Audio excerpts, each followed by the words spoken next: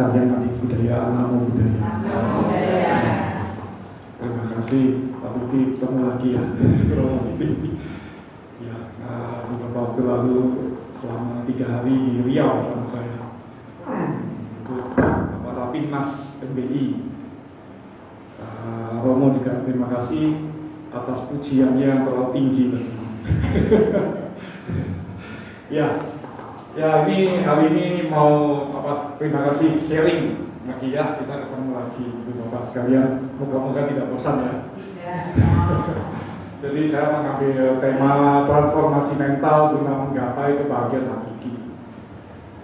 Maaf itu fotonya masih lama, cari foto yang baru tidak ada, jadi tolong difoto lagi masih kalian. Download, ketemunya yang lama. Ya. Sebelumnya juga saya sampaikan selamat Hari Raya Trisuci Waisak ya. Karena ini kan masih dalam mati listrik ini. Lagi. Karena masih dalam bulan suci Waisak. Jadi saya juga sampaikan selamat Hari Trisuci Waisak.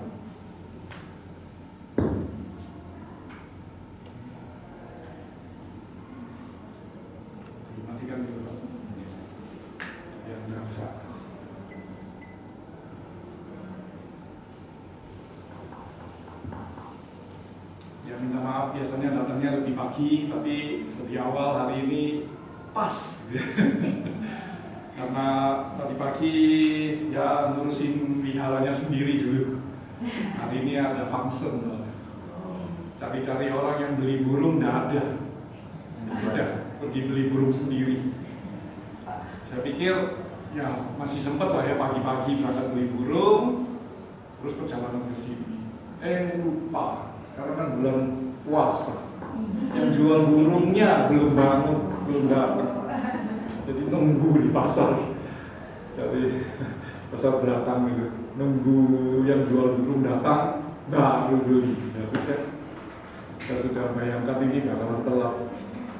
Nggak taunya ya atas berkah juga ya, perjalanannya lancar, sepi sekali hari ini.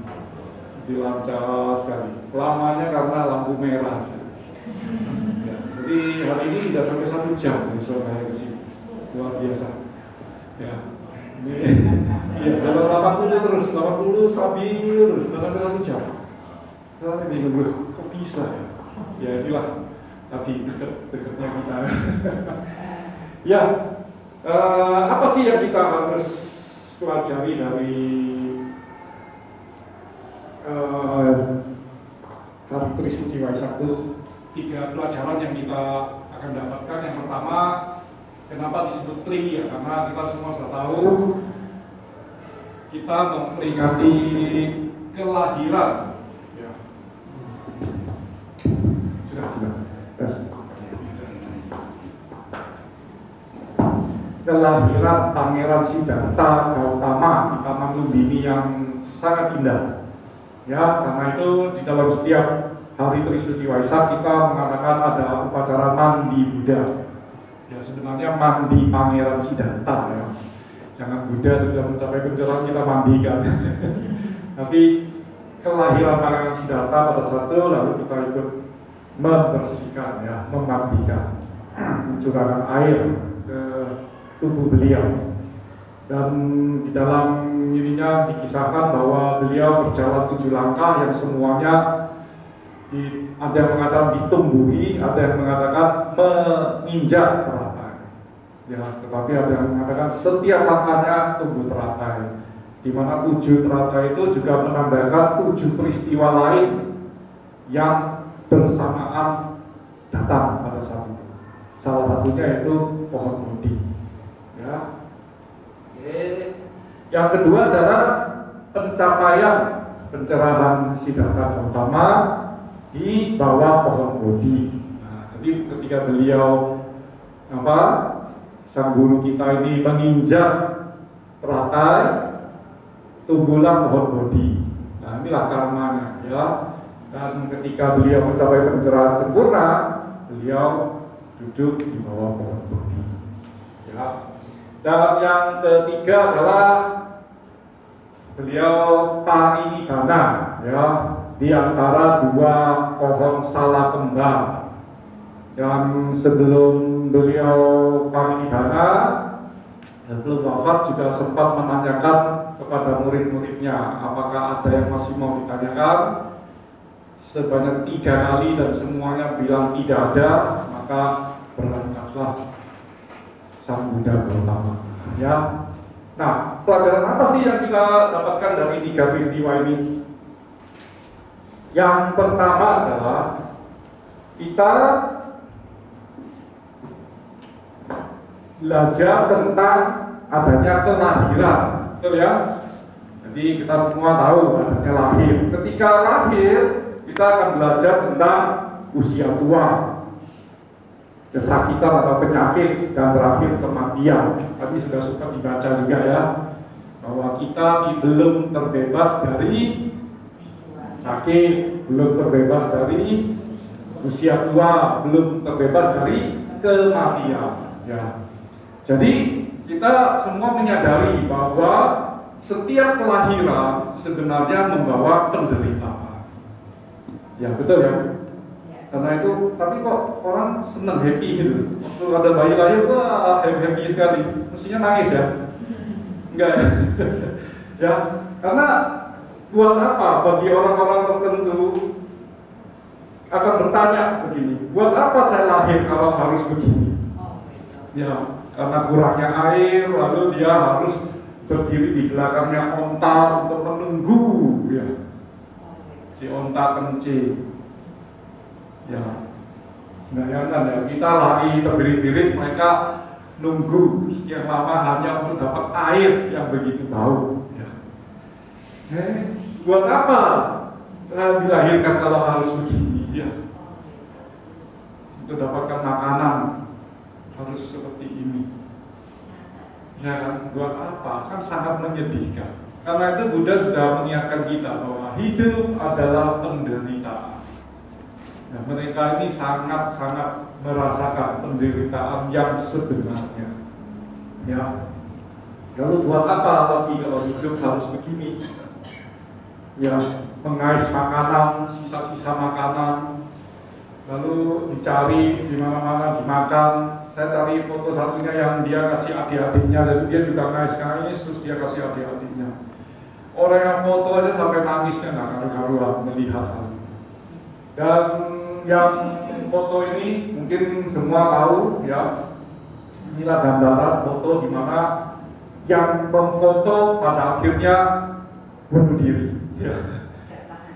Tidak tahan karena dicerca semua orang di dunia. Jadi dia mengambil foto ini momen demi momen di mana anak itu mengais makanan karena kelaparan, tidak punya makanan, dan di belakangnya burung satu demi satu sudah menunggu, burung pemakan bangkai, satu demi satu nunggu sampai dia mati lalu dimakan sama burung-burung. Maka orang-orang bukannya berterima kasih dapat foto ini, maka yang foto itu dimarahin, kok tidak cepat nolong, malah asik memfoto. Ya setelah sekian tahun akhirnya dia bunuh diri, tidak tahan sama cercaan orang. Ya, buat apa kita lahir kalau begini? Ya, pasti bertanya begitu. Ya, jadi di dalam Sang Buddha sudah mengingatkan kita bahwa ada kita sadar bahwa ada kematian, pasti ada karena adanya kelahiran. Ya. Kalau tidak ada kelahiran, ya tidak ada kematian. Berarti sebenarnya kita harusnya sedih ya setiap kali ada yang dilahirkan. Karena itu sekarang sedang tren juga di beberapa umat Buddha, menikah tapi tidak punya anak. Lalu mereka melatih diri pada usia tertentu. Kalau yang suami ingin apa? Jadi biku ya silakan. Jadi pertapa silakan. Yang perempuan ingin, yang istri ingin waktu itu sudah jadi ingin saatnya, merasa saatnya tiba ya sudah silakan. Jadi tidak menambah penderitaan di dunia. Gimana? Mau ikut? Maka biku di sini tidak akan kekurangan lagi. Ya. Nah, jadi kalau ada kelahiran gini, pertama bahagia atau menangis sedih? Ya, jadi bingung ya. Ketika menghadapi kematian, menangis sedih atau tertawa bahagia? Nah, inilah yang diajarkan Sang Buddha pada kita, diingatkan pada kita, disadarkan. Karena itu kita sebagai umat Buddha tidak perlu takut akan kematian. Ya, jadi jangan pernah takut akan kematian. Tapi ya karena saya tidak takut kematian ya jangan gitu berdiri jalan gitu, saya tidak takut ya mati beneran. Ya atau apa terus bikin perkara di mana ya itu namanya cari mati ya jangan ya. Tetapi ketika kita menyadari bahwa satu saat kita akan mengalami kematian, maka mulai sekarang kita tidak perlu takut momen itu datang, tetapi yang kita perlu takutkan apa? Bekal kita sudah cukup belum ketika ajal menjelang? Bekal yang kita bawa sudah cukup belum? Ya sama dengan kita naik gunung, bawa cuma satu botol aqua gitu ya, satu botol air mineral 1 liter, naiknya 1.600 meter tingginya, dijamin di atas sana sampai separuh terus nggak turun lagi. Ya. Pasti kemarin teman-teman naik hanya sampai separuh, jadi tingginya 1.600 sampainya di 800. Itu bekalnya banyak, ya. Yang kopi, minuman kopi yang sudah jadi, mineral, terus air roti, bahkan nasi. Bisa dihitung jam sekian makan, jam sekian ini. Jadi terus baru kita nyampe di separuh dari 1.600. Ya, itu sama dengan kita. Bekal kita sudah cukup belum untuk menghadapi kematian? Jadi yang kita perlu takutkan bukan kematiannya, tetapi bekal yang sekarang ini kita miliki. Nah, inilah yang tadi Romo sudah singgung. Bukan jumlahnya, tetapi kualitasnya. Bukan berapa banyak, tetapi berapa sering, berapa siap, berapa banyak bekal yang sudah kita siapkan. Datang ke wihara, berbuat kebajikan, menjalankan 5 sila, menjalankan roda dharma yang sudah ada di pintu itu adalah bekal kita. Berdana dan sebagainya adalah bekal kita. Ya, termasuk niancing, baca parita di rumah dan sebagainya, itu sebagai bekal kita. Karena itu berbahagialah ibu bapak sekalian yang hadir hari ini dan minggu-minggu yang akan datang. Karena itu adalah bekal yang harus kita timbun sedikit demi sedikit sampai ketika ajal kita menjelang. Ya, dan juga dengan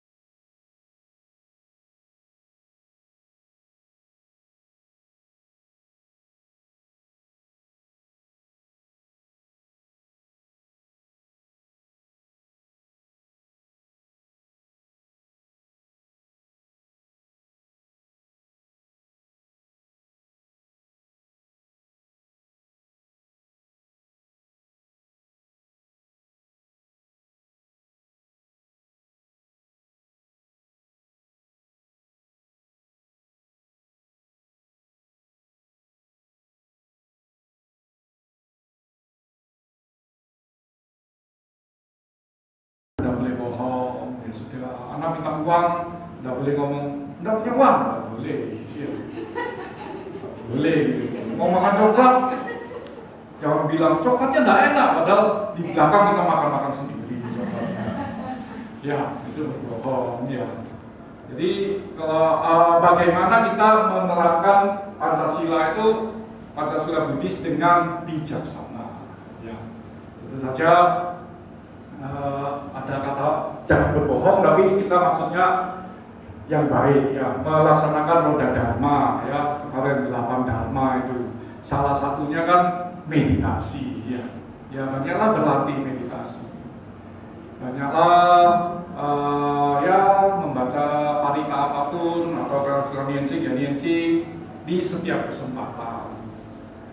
Ya tadi sambil nyetir ya nianjing, ternyata lapang. Nah, mau tahu ya nianjingnya ya? Dan kali kalau macet ngomong aja nianjing itu nanti lapang.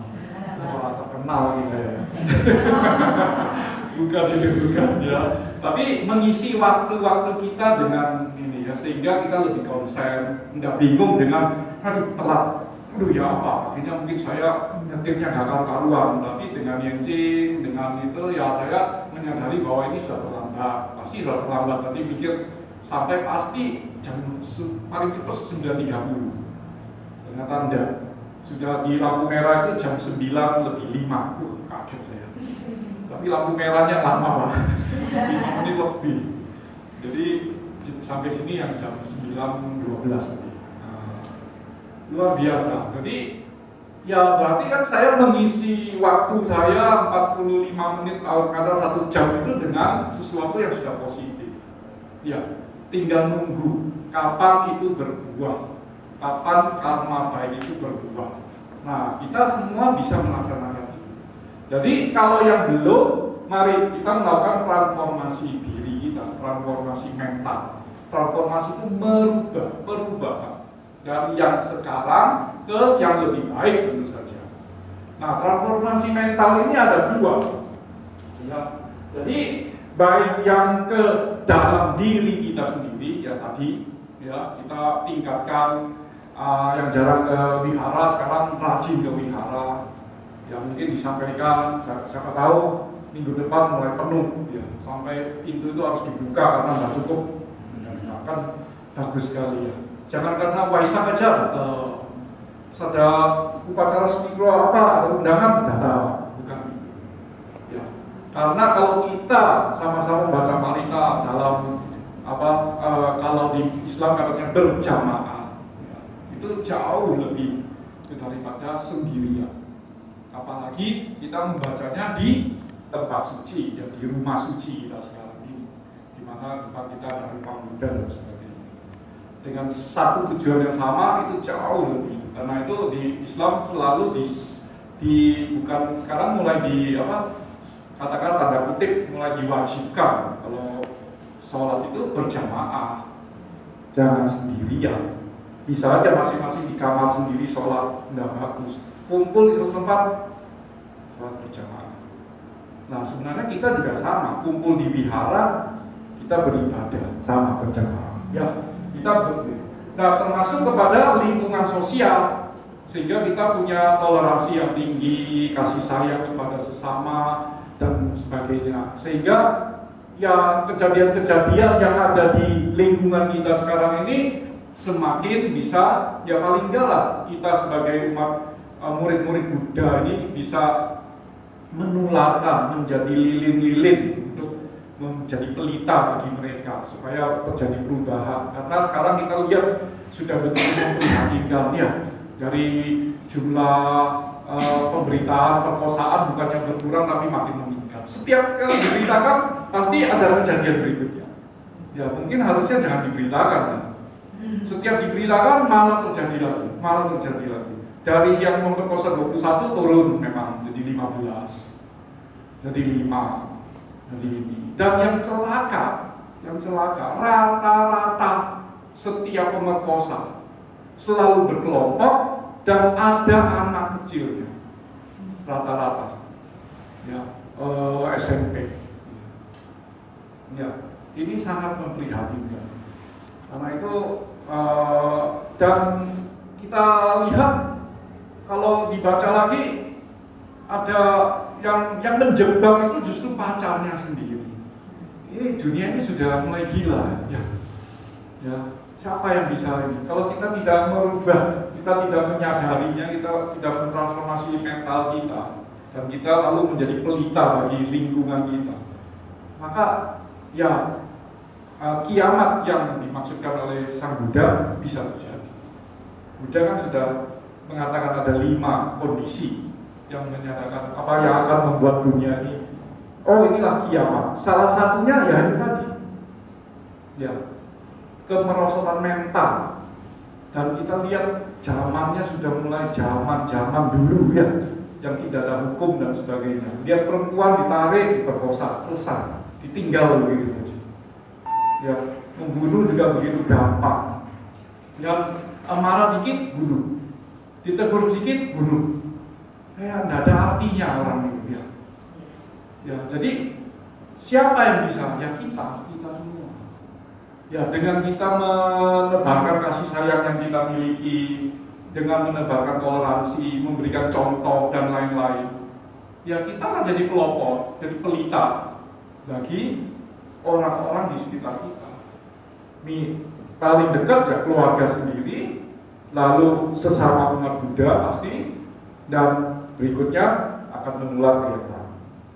Karena itu sangat sedih kalau dilihat, kalau ada sesama kita umat Buddha justru saling bertengkar, ya, saling menyakiti, saling menjatuhkan. Itu sangat keliru. Ya, sebagaimana pernah saya sampaikan sebelumnya bahwa justru kita kumpul di sini ini saling beranjali dan sebagainya, itu menyatakan bahwa kita satu.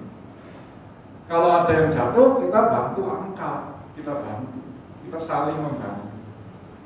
Paling tidak sesama umat di wihara.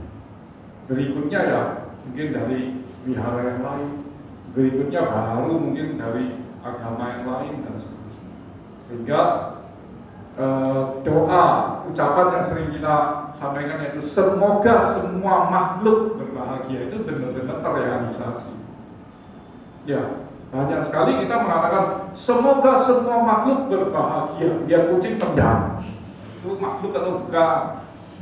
Ya. Pulang ke rumah, mertua nggak diajak ngomong. Ya. Semoga semua makhluk berbahagia. Ada itu tetangga saya, kalau nyapu rumah mertuanya, kamar mertuanya nggak disapu. Kalau masak nasi, masak untuk suami dan anaknya aja, mertuanya nggak dimasakkan. Datang ke rumah mama saya nangis-nangis, mertuanya. Ada menantu kayak gini apa? Ya sabar, tante sabar. Ya banyak berdoa. Dia kan Katolik, ya banyak berdoa. Ya, nggak masuk akal kadang kita ngomong doakan semoga dia bahagia. Loh. Ya tapi saya semua, tapi semua. Ya doakan semoga dia sehat, tersadarkan. Ya. Jadi hidup apa artinya? Dulu tante itu bahagia hidup sendiri. Anaknya tiba-tiba dipecat dari pekerjaan di Jakarta. Sudah pulang sini aja, tinggal sama mama. Tinggal bawa menantu, bawa anak. Ternyata menantunya malah begini. Ya, sedih. Tidak bisa dinasihati, sedih terus. Akhirnya lumpuh. Sekarang dibawa ke anaknya di Bali. Maka mereka hidup dengan senang sekarang karena tidak ada orang tua lagi, ya kan? Menguasai rumah itu. Sang menantu sekarang hidup lebih bahagia lagi karena bisa memelihara anjing 2 ekor. Setiap hari disayang-sayang, sayang-sayang. Itulah sebabnya ada seorang tua yang mengatakan menulis surat kepada anaknya, kalau bisa saya jadi anjing aja. Ya hari disayang-sayang, daripada saya jadi orang tua disia-siakan, tidak pernah didatangi ya. Kalau sibuk lah, apalah, inilah. Tapi kalau sama anjing, wah kasih makan. Sehari 3 kali, bawa ke dokter. Ya ada aja waktu bawa ke dokter. Ya diikat, dibersihkan, bawa beli sikat yang mahal-mahal disikat. Ya itu tidur sama anjingnya. Ya malah anjingnya makan yang enak-enak, lebih mahal, sehari sebulan habis 500.000, dia malah hemat-hemat cuma 150.000, balik dunia ini kan. Ya, jadi apa baik anjingnya ya. Nah, inilah yang harus kita rubah ya, jangan sampai umat Buddha ada yang seperti itu ya. Jangan nunggu karma buruk itu datang baru kita berubah.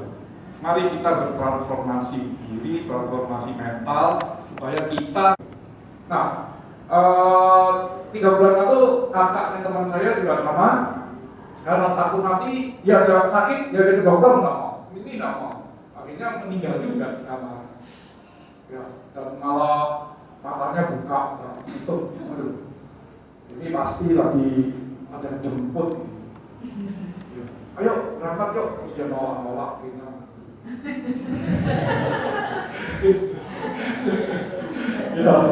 Ya, jadi ini kalau bekalnya kurang, ketakutan itu sangat tinggi. Ya, kalau kita bekalnya banyak, kita sudah jalankan semua itu, maka ketika itu mendatang, kita akan merasakan kebahagiaan. Ya, meskipun kalau kita lihat lingkungan, saudara dan sebagainya, mungkin kalau mereka yang sedih, ya memang lah ya, ini sudah apa? Kebiasaan kita kalau yang meninggal kan sedih ya. Coba kalau kita ajarkan, kalau ada meninggal berbahagia, waduh, pasti ini agama sesat. Kalau nggak percaya coba, selamat bersukacita atas meninggalnya, pasti dimaki-maki. Ya. Kita mesti berduka cita. Ya, kemarin mau nulis. Nah ini kemarin baru ada teman meninggal orang tuanya. Ya, orang tuanya meninggal sudah 8 tahun hanya berbaring, tidak bisa apa-apa. Ya, sekarang usia 78 dan meninggal. Bersuka cita atau berduka cita? Bersuka cita maksudnya ya, karena penderitaan dari yang bersangkutan. Karena kami baru ketemu di pemakaman yang lain, lecet semua punggungnya, kasih obat apapun nggak bisa, karena tidur aja. Terus paru-parunya juga karena darahnya masuk, paru-parunya kena. Nah itu 8 tahun mungkin. Dan keluarga juga merawat karena nggak bisa ambil suster atau merawat sendiri juga setengah mati. Nah dengan meninggalnya itu sebenarnya bersuka cita kan? Ya, karena beliau sudah terbebas dari penderitaan. Ya, maka harapannya ya benar-benar kalau bisa sih tidak terlahir kembali. Itulah kebahagiaan hakiki yang dimaksud. Ya, tidak terlahir jadi apapun. Tapi kalaupun terlahir kembali, sebisanya terlahir di alam bahagia. Kalaupun alam bahagia tidak bisa, ya minimal terlahir kembali sebagai manusia. Karena susah ya terlahir sebagai manusia ya. Gitu ya.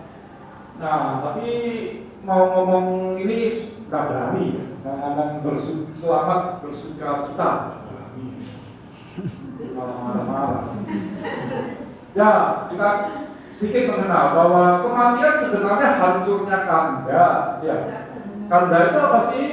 Kanda itu hancurnya penyerapan dari tubuh, perasaan, bentuk-bentuk pikiran, kesadaran, dan tubuh. Ya, jadi ada dua kelompok kalau kita perhatikan. 1/4 itu disebut dengan batin atau nama, ya, yang membentuk satu kesatuan namanya kesadaran. Ya. Nah, yang nomor 5 itu disebut fisik, kelompok fisik atau materi. Jadi tubuh kita. Nah, kalau itu sudah hancur, maka kematian itu akan datang. Ya, jadi ketika kematian itu datang, maka satu persatu semua itu akan hilang. Yang terakhir kan tubuh, ketika dikubur atau dibakar itu akan hilang.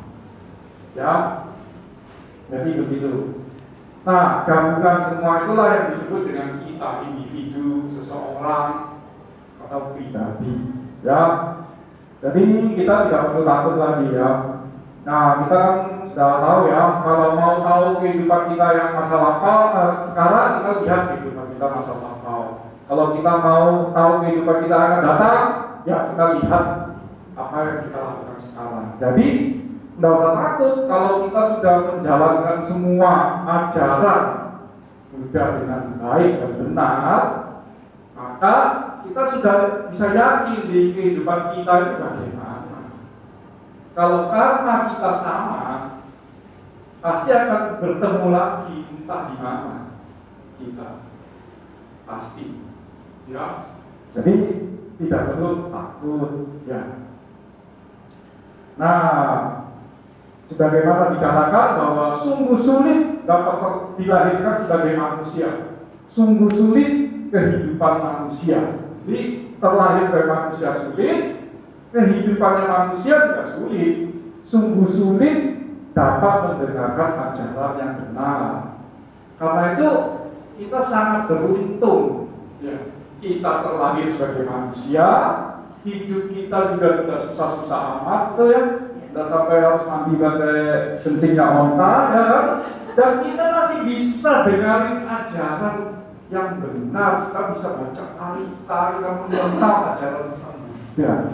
Karena ini sesuatu yang sangat luar biasa. Karena itu jangan disia-siakan. Itu sebenarnya. Ya, jadi kita lihat sampai sekarang setelah 2000 sekian tahun Buddha belum muncul lagi.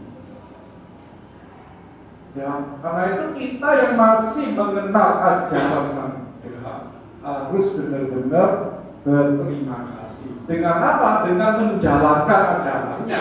Terima kasih. Bukan hanya membaca pali, tapi menjalankan, melaksanakan di kehidupan sehari-hari. Ya, nah dengan demikian maka kita sama-sama sudah tahu bahwa transformasi mental kita harus kita lakukan mulai dari sekarang, baik diri kita maupun lingkungan, sehingga kita sudah siap, ya, sudah siap menghadapi kematian. Kematian sebenarnya adalah kebahagiaan hakiki yang sedang menunggu kita. Jadi tidak perlu ditakutkan. Kalau waktunya tiba, kita terima dengan senang.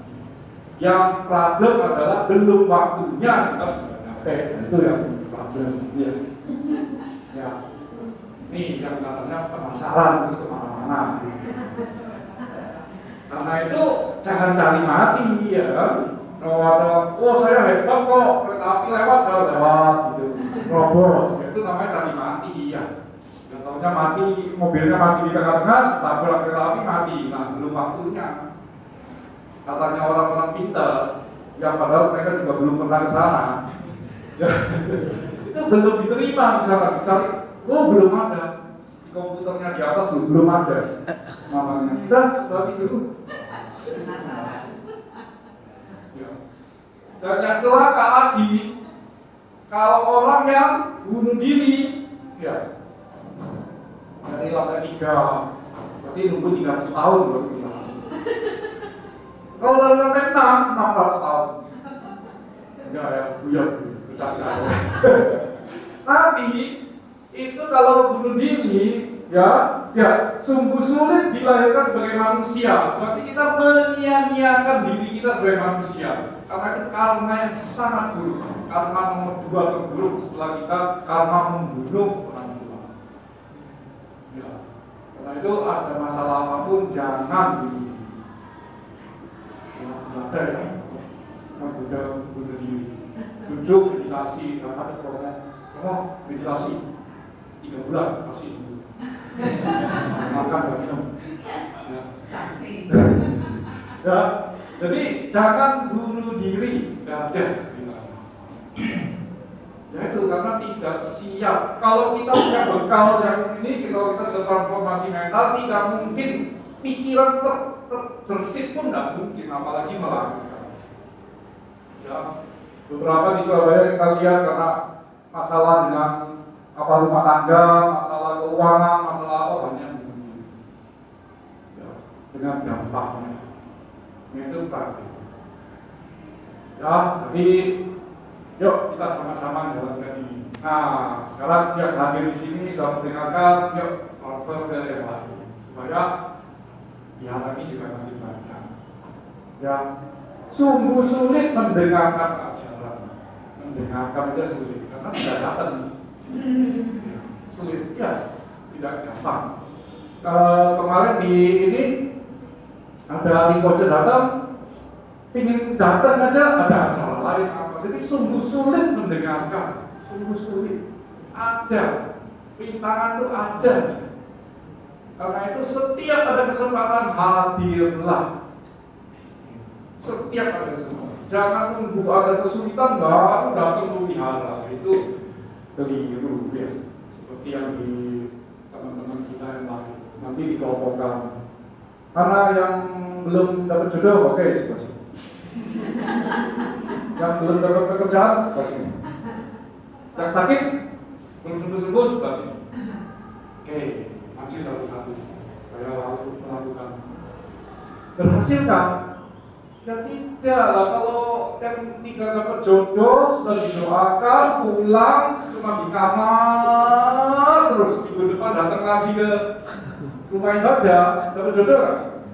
Mau kenal orang aja enggak? Karena dapat jodoh. Ya.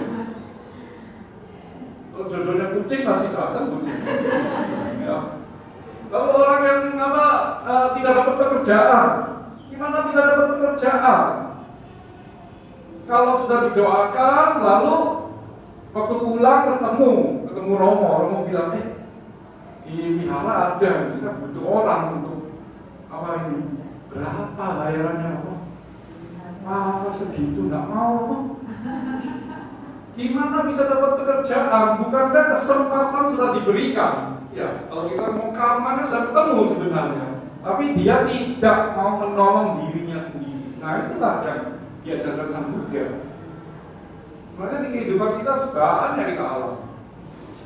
Ya, jadi kita sangat beruntung bisa mendengarkan, membaca, mempelajari, mengetahui, menjalankan ajaran Sang Buddha yang inti-intinya saja. Bayangkan Sang Buddha mencari sekian puluh tahun, tapi kita tinggal mendengarkan dan menerapkan saja. Bukankah itu sangat mudah?